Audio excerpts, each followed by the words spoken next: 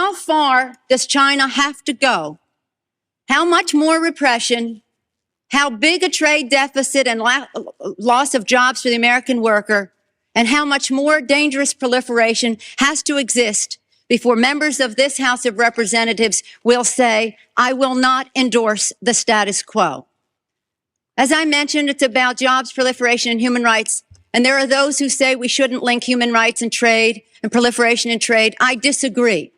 But if we just want to take up this issue on the basis of economics alone, indeed, China should not receive most favored nation status for several reasons that I'd like to go into now.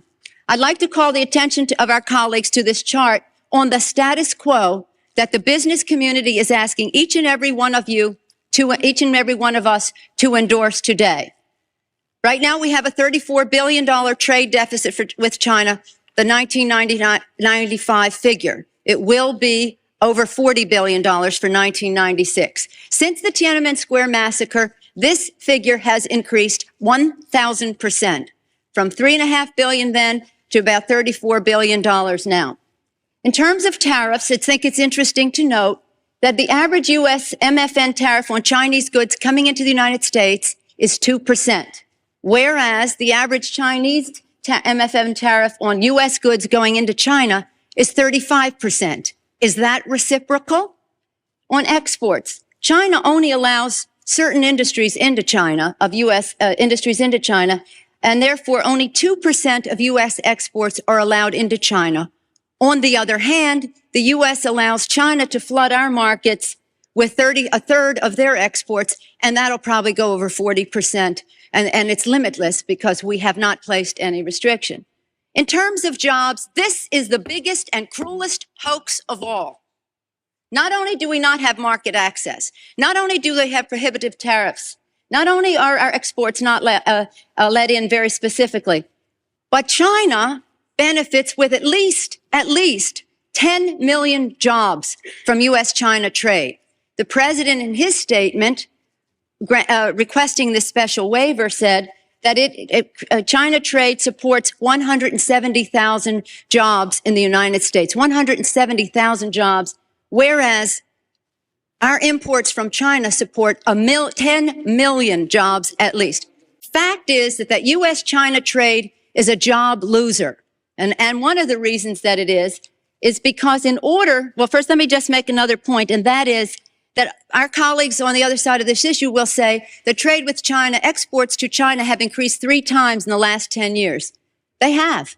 But they fail to mention that imports from China have increased 11 times, thereby leading to this huge trade deficit.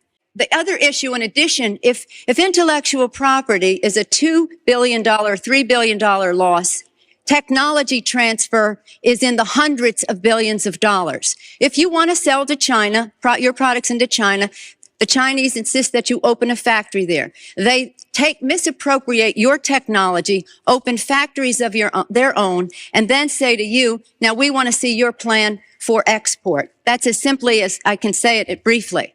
But the fact is, this isn't about products made in America. The Chinese want American products that are made in China.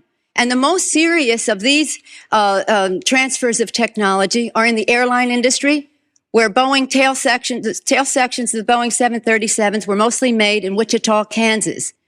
Now they are made in Shen province, where workers make $50 a month. And the transfer of the technology and the transfer of the jobs has taken place. General Motors, Ford, they're all fighting to get in to build factories there so they can make parts there. They want MFN so they can get those parts back into the United States. So we are exporting not low-tech jobs and textile jobs.